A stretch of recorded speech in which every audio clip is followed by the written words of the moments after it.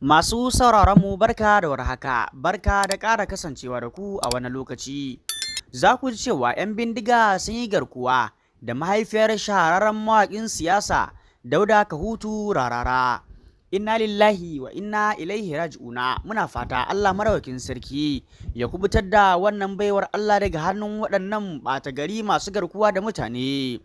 Masu sauraron mu sai ku gyara zama. Sannan ku biyo mu sannan a hankali har zuwa ƙarshen wannan rahoto domin ku ji yadda waɗannan 'yan bindiga suka kutsa har zuwa cikin garin Kahutu, kuma a ƙafa suka je da bindigogi suka ɗauko mahaifiyar Dauda Kahutu Rara.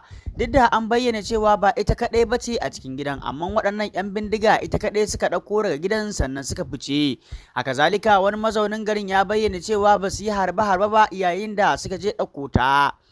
Kafin nan, idan wannan shine farkon zuwanka wannan tasha tamu, muna roƙonka ka taimaka ka danna mana subscribing sannan ka danna ƙararrawar sanarwa, domin hakan shi zai baka damar samun shirye-shiryenmu da zarar mun ɗora.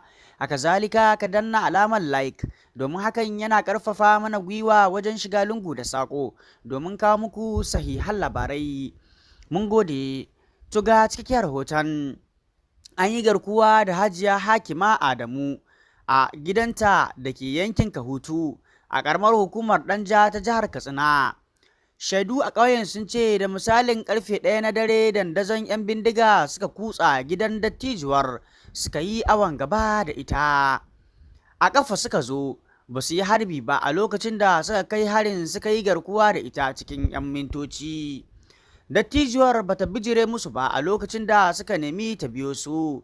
Duk da cewa 'yan bindigar sun samu wasu mutane a gidan, amma mahaifiyar Rarara kaɗai suka ɗauka.